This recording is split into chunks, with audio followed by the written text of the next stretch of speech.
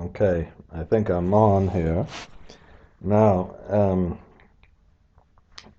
I'm going to finish up discussing the Miniperm analysis, which I have found a lot more interesting than I thought it would, because it's so much dependent on the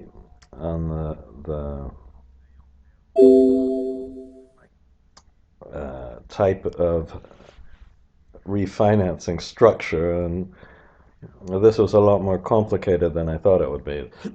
This whole thing with how much debt should we issue. The first one has an extreme assumption, which is a not realistic one, but one to illustrate the issue, that it's all equity. The next is a cash flow sweep afterwards. The second is basically the same as the just a continuation of the first refinancing, and then the third and the fourth have different cash flow sweeps. This is sweep percent. Well, I'll put mini perm period, and the mini perm period is defined to be the period before the maturity.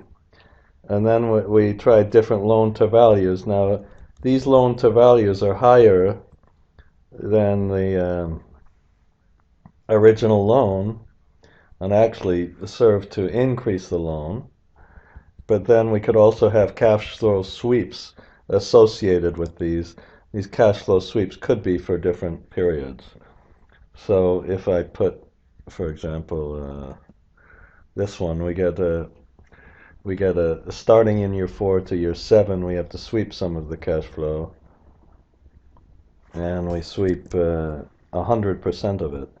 In the next one, we sweep 50% of it, and so forth. So it's got a lot of interesting kind of financing in it. And in this one over here is the, if we just have a cash flow sweep, this is post mini perm.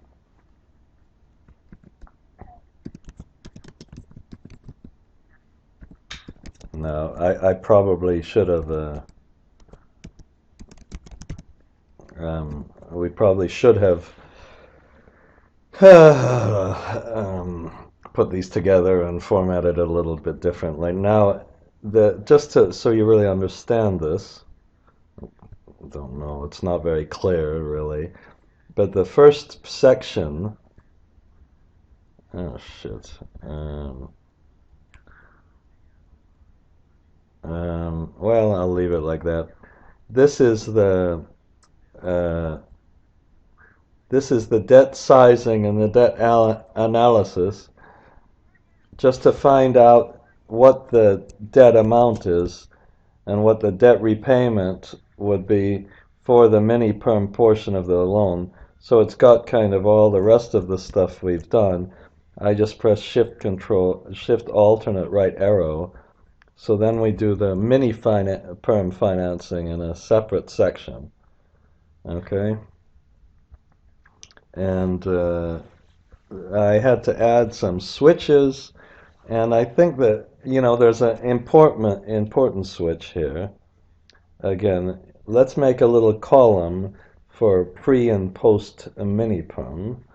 So let's first make one and go to the conditional formatting and make a new rule. And let's make a rule that says, okay, when it's the mini perm date, so we put the A, and then when that's equal true, let's format just that one column a little bit differently. Oh shit. Oh, let's suppose I suppose I'll do it again. Format, new rule, this one, and we put the mini perm date F4, and we format that. And let's fill this. How about with this one. Okay, and hopefully,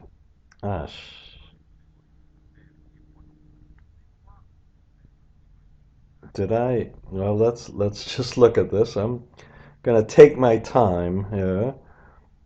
Why? This is what we just did. Let's edit this. Did I put? I think we better put equal true um, and apply it. And press OK. I think it worked. So that's our mini perm date. And then let's put the mini perm period in a different one. Now I think if you move this up on the conditional formatting, I'm moving my hands around, which is not doing you very good. But if we go to the conditional formatting and now go to a new rule and go to use a formula, and this time in our formula, do the same thing, press the A. I believe you have to press the A. I believe it needs to be the A. Oh no. We better click on the whole thing. Oh, shit. Um, Now let's go to conditional formatting. New rule. Use a formula. Okay. And press F4. Equal true. And let's format that as some kind of other. How about a yellowish color? And let's press OK. Oh, shoot. Okay, why did that not work? I hate this. Okay.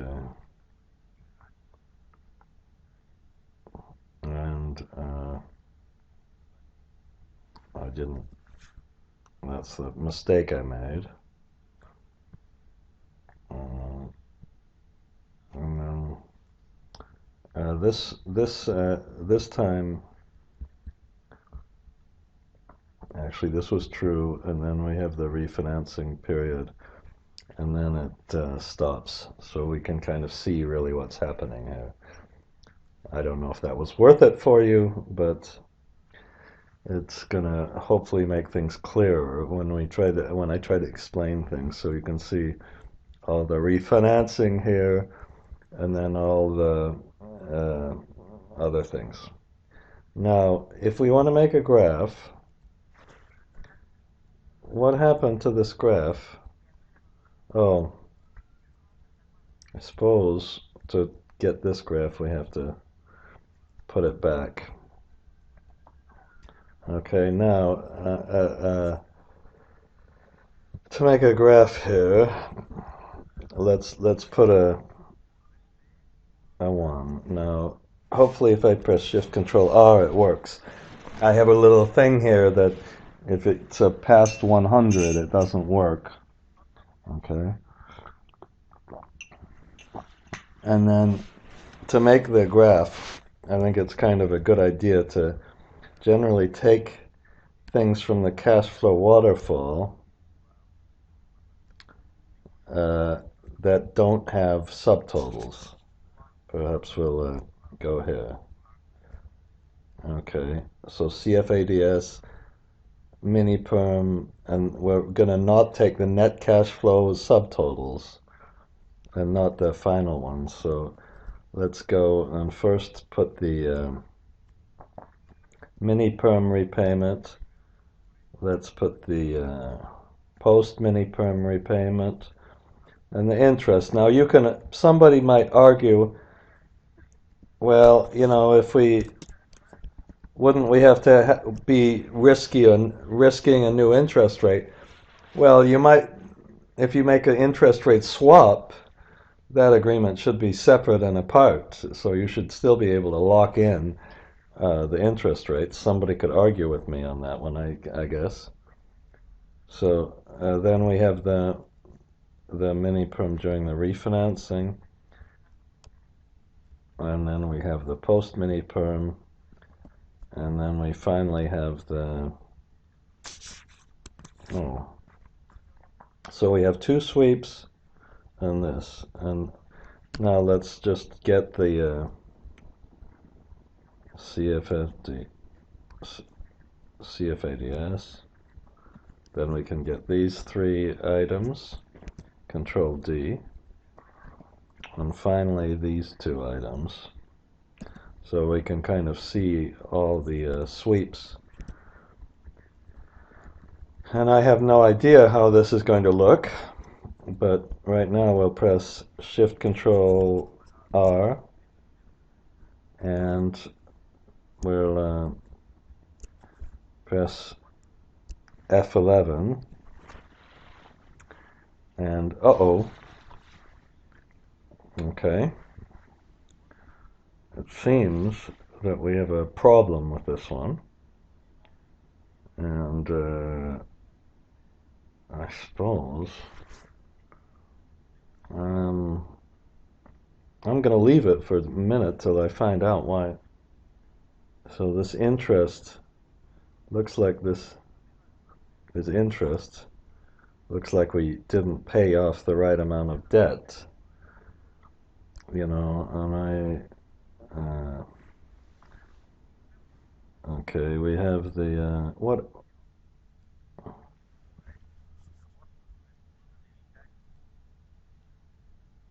okay, no,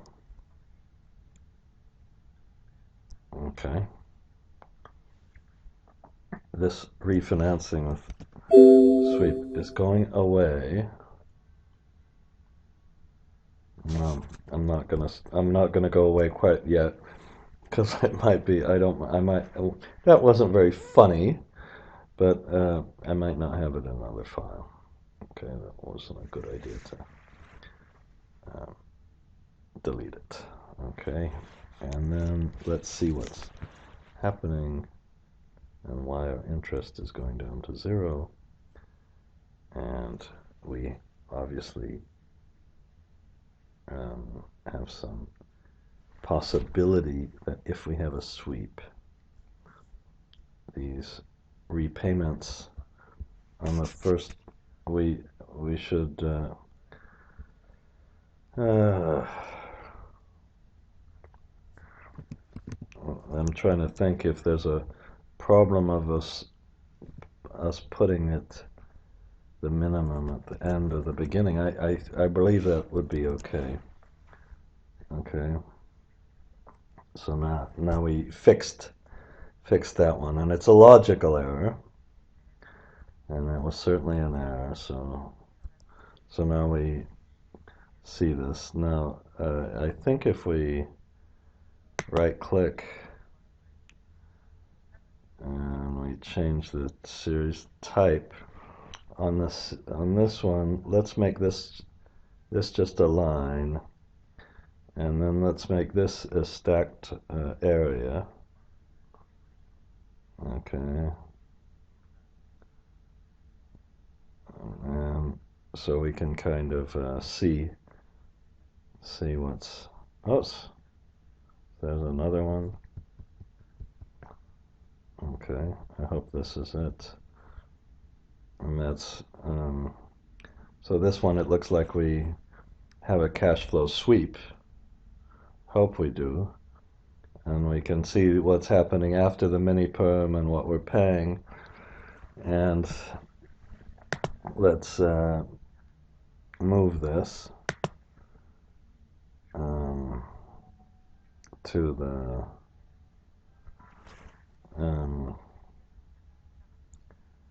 function. Where is it? Okay, I hope we, oh good, it even went relatively close to where I wanted it to go. Okay.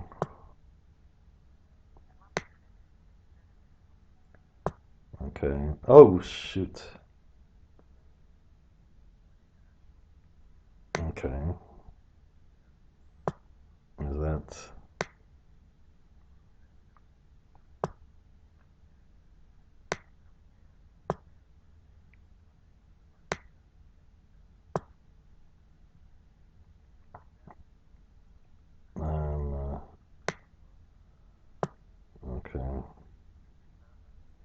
don't need a title, do we? Okay, so this is, you can see this has got a cash flow sweep. And then we have these IRRs. So this is the IRR if we have no refinancing from this, and this is the IRR if we do have uh, refinancing. Okay, this is before and after, and I don't know, maybe should put after refinancing.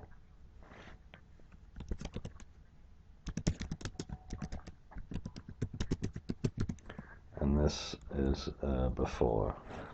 Now, I'm sure we could work a whole bunch and go crazy on this. If we have equity, we just paid it all back, and then we get a really low IRR over here. This is the IRR we get in this one. I shouldn't have to explain this on a video, it really should say it on a graph, but this is the cash flow sweep we just looked at. Then this is one where we just refinanced it and essentially have the same kind of pattern. There's a tiny little bit of difference between this one, and we get essentially the same IRR. Then we could have a cash sweep just before the Miniperm, and that decreases our IRR. And we could have a less aggressive sweep, and that has a smaller effect on the IRR. Then it's possible that we could get a bigger refinancing and a longer term, and then we've got an increased IRR. And then we could get a even more aggressive structure.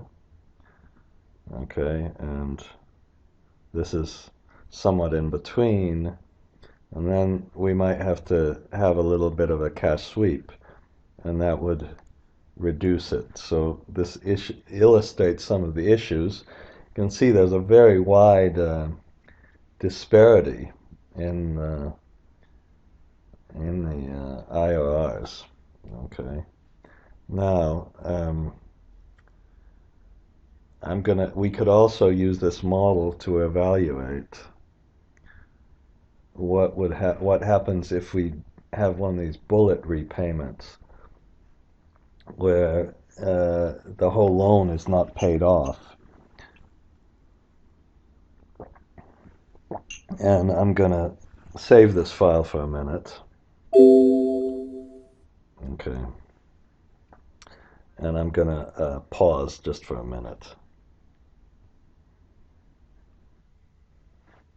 Now I just got a warning that I'm low on memory or something like that, so I don't know what that all means, but I'm going to close this program and save the file just in case it blows up.